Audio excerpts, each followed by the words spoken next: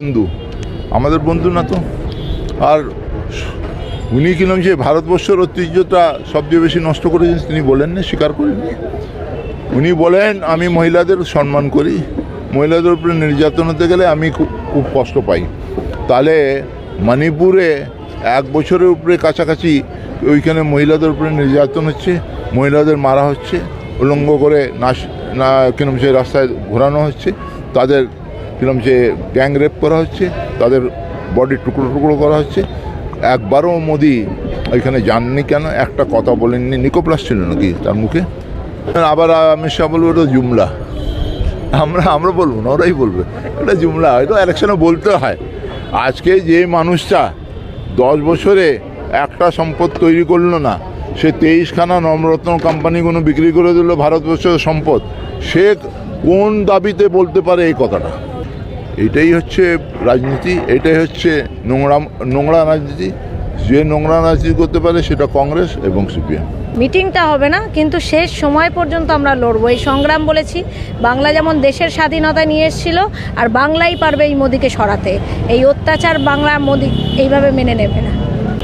সমর্থন তো প্রত্যেক মানুষের, যেভাবে মানুষের পাশে মমতা বন্দ্যোপাধ্যায় তো কাজ করে দেখিয়ে দিয়েছেন। যে 72টা প্রকল্প মানুষের মধ্যে ঢুকেছে, সেখানে মানুষই জবাব দেবে। তার মানুষকে আমায় বলতে হবে না তুমি ভোট দিলে তোমাকে এটা করে দেবেন বলেছেন দিদি তো বলেননি কোনো প্রতিশ্রুতি, তো নতুন প্রতিশ্রুতি না। দিদি তো নিজেই তার ব্যবস্থা করে দেয়। 500 থেকে 1000 তো দিদি নিজেই করে দিয়েছিল। মানুষের তো ডিমান্ড ছিল না। শুভেন্দু অধিকারী আর যে রায়গঞ্জ থেকে বিতাড়িত যে ক্যান্ডিডেট, ভাবছে হয়তো কসবা এখানে আসলে আমাকে মানুষ মেনে নেবে, এসে মিথ্যে কথা বলবে, কে যোগ্য কে অযোগ্য সে বলে যাবে, সেটার উপরে আমরা চলবো। এটা সম্ভব নয়। তোমাদের পিছনে তুলসী পাতা আর আমাদের পিছনে শুধু কাঁটাই কাঁটা। আমরা মিথ্যেবাদী? ও তো ভগবান, উনি ভগবান। ওই জন্য এই মানুষগুলো সব চোখ বুজিয়ে দেখে আর মিথ্যে কথা বলে। এই ভগবান শিখিয়ে যাচ্ছে তোমরা যত মিথ্যে কথা বলবে তত আমার কাছের লোক হবে, যত তোমরা সত্যি কথা বলবে, যারা পরিশ্রম করবে তারা হবে দূরের লোক। দেখতে পাচ্ছ না ওদের সংগঠনে কে আছে, কারা শুরু করেছিল, কাদের দেখে বিজেপি শুরু হয়েছিল? বিজেপি তো নয়, এটা তো মোদি সরকার। আমার মানুষের কাছে প্রার্থনা, মানুষের সময় হয়েছে মমতা বন্দ্যোপাধ্যায়ের পাশে দাঁড়ানো। তাদের কাছে আমার অ্যাপিল থাকলো সব সময় যে তোমরা যেভাবে তোমাদের পাশে আমরা যদি থাকি, আজকে আমি পৌর প্রতিনিধি, আমাকে যদি তোমরা সব সময় পেয়েছো, তোমরা একটা সময় এসো দিদির পাশে দাঁড়াও, দিদিকে ভালো রাখো। দেখো দিদি বাংলাকে নিয়ে কিভাবে এগিয়ে যাবে, বাংলার মানুষ ভালো থাকতে পারবে, বাংলার মানুষ শুধু ভালো না উন্নতির পথে এগিয়ে যেতে পারবে। এই বলবো মানুষকে। তোমরা সবাই 1 জুন 3 নম্বর বোতাম টিপে ঘাসের মধ্যে জোড়া ফুল চিহ্নে ভোট দিয়ে বিপুল ভোটে জয়ী করতে হবে। আর সবাই জানে দক্ষিণ কলকাতা থেকে মালা রায় বহু ভোটে জিতবে, কিন্তু এবার আমাদেরও প্রতিশ্রুতি, আমাদের ওয়ার্ড থেকেও আমরা জেতাতে পারবো। এই 4-5টা ফেজের নির্বাচন হয়ে যাওয়ার পর তাদের নিজেদের যে অবস্থা হয়েছে, এবং আমি অনেকগুলো জেলার দায়িত্বে ছিলাম, 2টো লোকসভার দায়িত্বে ছিলাম, আমি সেখানে যে অবস্থা দেখে এসেছি, ভারতীয় জনতা পার্টির সংগঠন বলতে কিচ্ছু নেই। ভারতীয় জনতা পার্টির জনসমর্থন হারিয়েছে, পায়ের তলার মাটি আলগা হয়েছে, এবং সেটা বুঝতে পেরে তারা বুঝতে পারছে যে বাংলায় তাদের অবস্থা খারাপ হবে।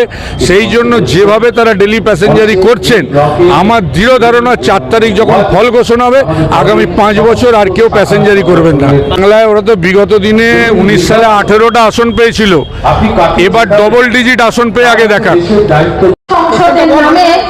বাংলা সংস্কৃতি কৃষ্টি সম্বন্ধে বিজেপির কোনো আইডিয়া নেই। বিজেপি এর সাথে একাত্ম নয়। তারা বারবার বাংলায় এসছে, তারা রবীন্দ্রনাথের কোথায় জন্মস্থান জানে না, তারা বিদ্যাসাগরের মূর্তি ভাঙে, তারা বাংলার সংস্কৃতিকে অপমান করে, এবং এটা রবীন্দ্রনাথ ঠাকুর, বিবেকানন্দ, নেতাজির বাংলা, তারা যে আদর্শ দিয়েছিল নরেন্দ্র মোদী তার বিপরীত আদর্শে কাজ করে। ফলে এরা বাংলা বিরোধী। আমরা তাই নির্বাচনে বলেছি বাংলা বিরোধীদের বিসর্জনের নির্বাচন এটা।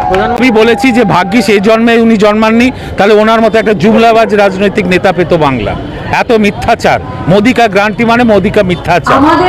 এরাম বাজে মুখ্য প্রধানমন্ত্রী এবং এত রাজনৈতিকভাবে এত চতুর এবং মিথ্যাচার যিনি চালান, এরম প্রধানমন্ত্রী ভারতবর্ষ আগে কখনো পায়নি।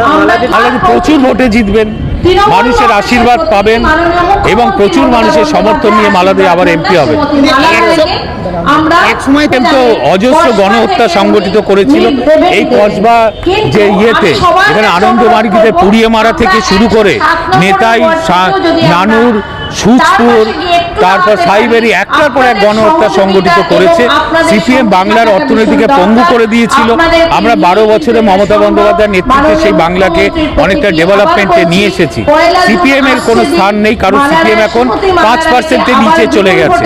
আমি বলেছি, আমি সিপিএম এর যারা দাঁড়িয়েছে ছোট ছেলে মেয়েদের, তাদের বলেছি আলিমুদ্দিন স্ট্রিটে ওদের গবেষণা করা দরকার যে 34 বছরে ক্ষমতা থাকা একটা পার্টি কেন শূন্য হয়ে গেল, কেন মানুষ তাদের তাড়িয়ে দিল, এটা নিয়ে আগে গবেষণা করুন।